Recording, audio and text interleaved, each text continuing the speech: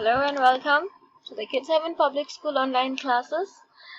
This is for grade 11 and we are studying from the Hornbill textbook.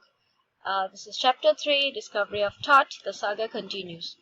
So far हमने देखा है कि जो हॉवर्ड कार्टर एक आर्कियोलॉजिस्ट है, वो तट की जो टूम होती है उसे डिस्कवर करते हैं 1922 में, जिसके 40 साल बाद, ठीक है, एक एनाटॉमी के प्रोफेसर हैं, वो भी आते हैं, वो स्टडी करते हैं, वो एक एक्सरे करते हैं, ठीक है, जिसमें उन्हें ये दिखता है कि उसकी जो सीने की हड्डी होती है, कुछ रिब्स हैं, वो मिसिंग होते हैं.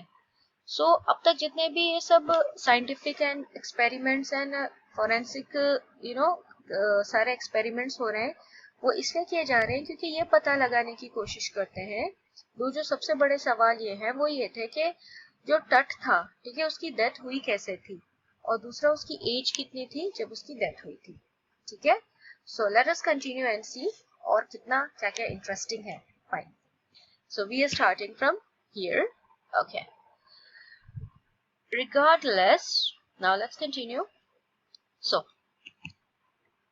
regardless of his fame and the speculations about his faith, Tut is one mummy among many in Egypt. How many? No one knows. अब देखिए, फेम क्या होता है. जब नाम होता है ना, बहुत फेमस होते हैं, तो हमारी कहा जाता है जानी मानी, मतलब नाम बहुत फेमस था टट. एंड स्पेक्यूलेशंस, जो अलग अलग थ्योरीज बनाई गई थी उसके बारे में, वो एक ऐसी मम्मी थी. बहुत सारी मम्मीज थी इजिप्ट में, उनमें से एक ये बहुत खास थी. कितनी मम्मीज हैं आज तक ये भी नहीं पता. The Egyptian Mummy Project, which began an inventory in late 2003, has recorded almost 600 so far and is still counting. The next phase, scanning the mummies with a portable CT machine donated by the National Geographic Society and Siemens, its manufacturer. King Tut is one of the first mummies to be scanned in death, as in life, moving legally ahead of his countrymen.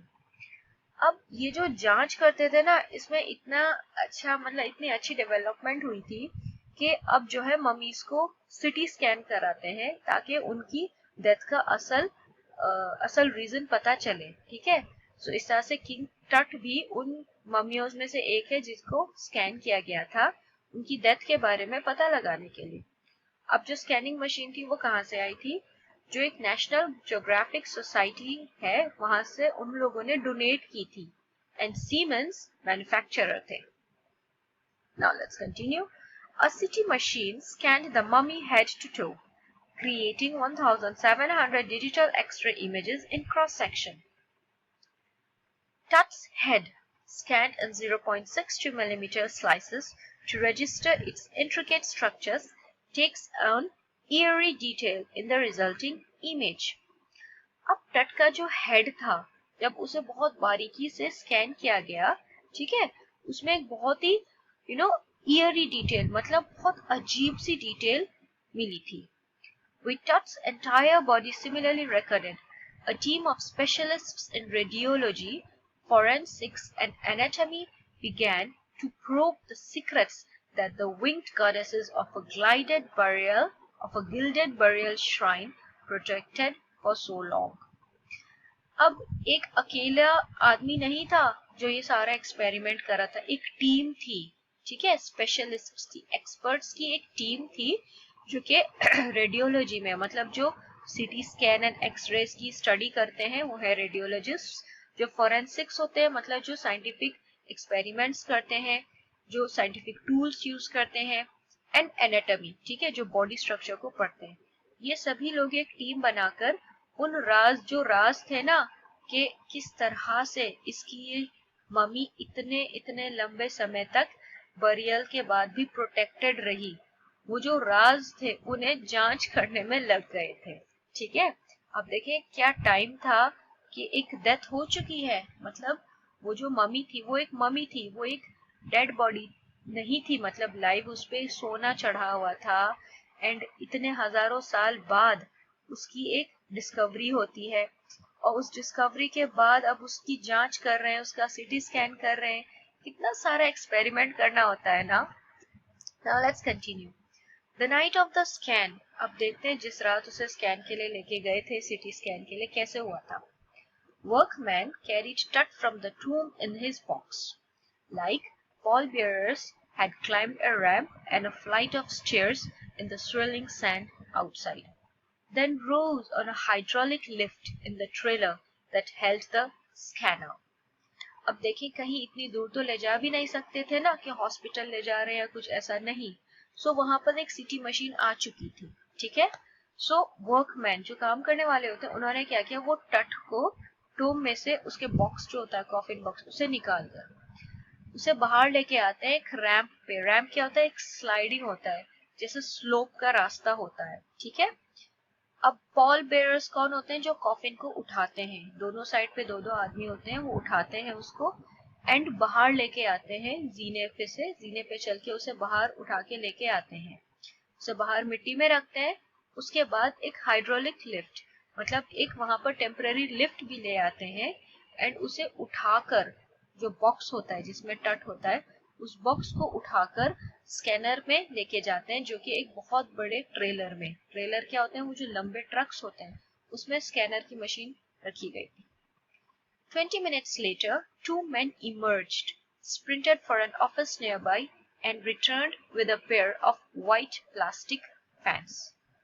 So जब scanner में ले गए body को, उसके 20 minute बाद दो आदमी बाहर आते हैं. इमर्ज का मतलब होता है बाहर आना.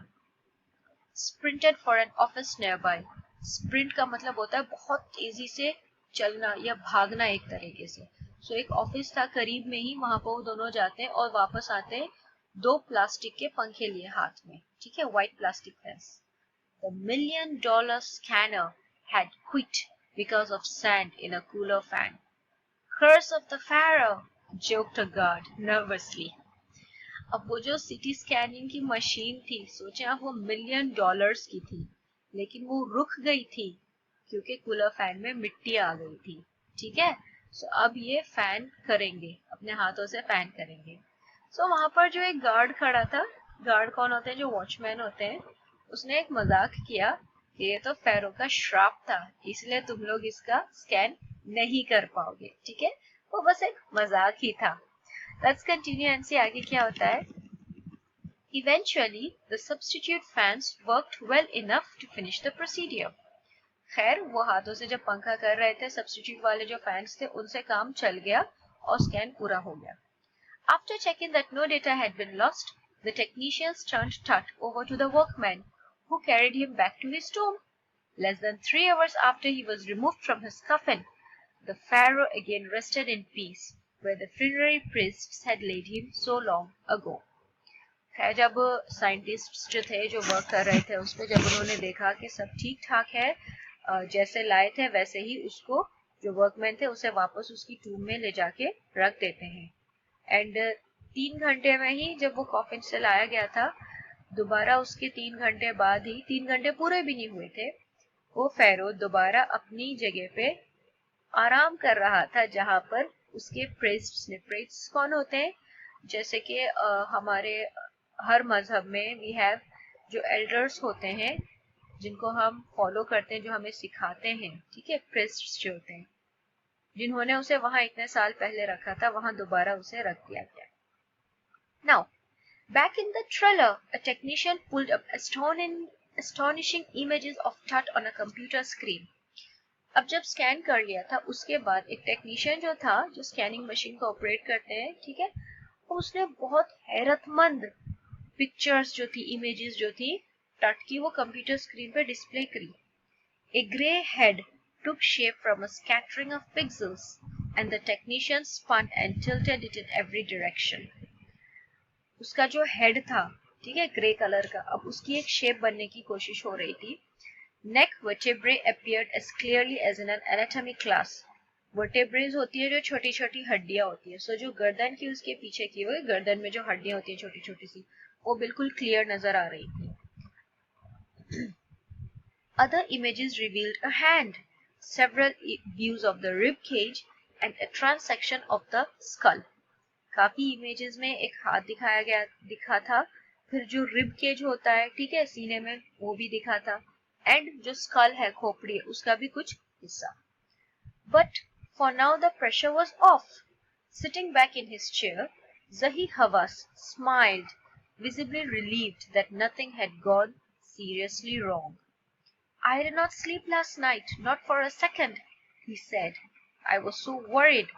But now I think I will go and sleep." ये सब देखकर जही हवास जो था, रिमेम्बर सेक्रेटरी जो थे, ठीक है, अब वो दिख रहा था कि वो उन्हें थोड़ा सा सुकून हुआ। क्यों? ये सोच कर के बहुत ज्यादा कुछ गलत नहीं हुआ। एंड जब ये स्कैनिंग हुई थी वो पूरी रात सोए नहीं थे, एक सेकंड के लिए भी नहीं, क्योंकि वो बहुत परेशान थे, वरीड थे। ओके, बट नाउ अब खैर उनका ये इरादा है कि अब वो सोएंगे। Okay, so let's now look at this is mural in King's Tomb showing King Tut with Osiris, the god of the afterlife. Okay, so let's continue. So आप देखते हैं कि ज़ही हवास अब सुकून से था कि कुछ गलत नहीं हुआ, स्कैनिंग करी, ठीक है, एंड उसके बाद टट को वापस उसके टूम में पहुंचाया गया जैसे था। Now let's continue. By the time we left the trailer, descending metal stairs to the sandy ground, the wind had stopped. The winter air lay cold and still, like death itself, in this valley of the departed. So जब वो trailer जो था जिसमें वो रखी हुई थी scanning machine, CT scan की मशीन, जब वहां से वो उतरे, ठीक है, मेटल स्टेयर्स पे, मतलब देखें टेम्पररी स्टेयर केस लगाया जाता है, लोहे के जो जीना लगाया गया था उसमें, ठीक है, वो उतर के नीचे आते हैं। अब जो तेज हवाएं थी वो रुक चुकी थी और जो मौसम था वो थोड़ा ठंडा था, ठीक है, विंटर एयर बिल्कुल ठंड था एंड ऐसा ही लग रहा था जैसे उस पूरी जगह में डेथ ही है, मृत्यु ही हुई है। Just above the entrance to Tut's tomb stood Orion, the constellation that the ancient Egyptians knew as the soul of Osiris, the god of the afterlife, watching over the boy king. टूम का जो entrance था वहां पर क्या था, वहां Orion था। ये एक साइन है, कंस्टलेशन मतलब एक डिजाइन जैसा एक साइन है, जिससे जो एंशियंट इजिप्शियंस थे, पुराने टाइम के जो इजिप्शियंस थे, उसे सोल ऑफ ओसिरिस, जो उनका एक गॉड था ओसिरिस, उसकी जो है उसकी आत्मा समझते हैं उसे। एंड वो वहां पर क्यों लगी हुई थी वो साइन? क्योंकि वो टट जो बॉय किंग था उसकी एक तरह से निगरानी कर रही थी। सो देखें ये कंस्टलेशन साइन था, वहां असल में तो कोई नहीं खड़ा था ना, वो बस एक साइन था वहां पर। तो बेसिकली आप देखें ये जो स्टोरी है टट के बारे में है, ठीक है, टट जो यंगेस्ट एयर था फेरो डायनेस्टी का। Let's get back to the very starting and see जो कहा गया था। एंड ये अपनी टीनेज में ही इनकी डेथ हो गई थी। डेथ कैसे हुई थी आज तक ये पता ही नहीं चला। खैर अब ये इतनी फॉरेंसिक रिकंस्ट्रक्शन हुई है, मतलब साइंटिफिक एक्सपेरिमेंट्स किए गए के बारे में पता लगाने के लिए, आज तक वैसे ये मिस्ट्री ही है, मतलब ये अननोन है, आज तक ये नहीं पता चला कि डेथ कैसे हुई थी, ठीक है। एंड टट की जो डेथ थी वो हुई थी 3300 साल पहले, एंड जब डिस्कवरी हुई थी उसकी टूम की वो थी 1922 में। किसने की थी? हॉवर्ड कार्टर, जो एक आर्कियोलॉजिस्ट थे, ठीक है। सो दिस वाज अबाउट टट। I hope you enjoyed the story. Okay? Thank you.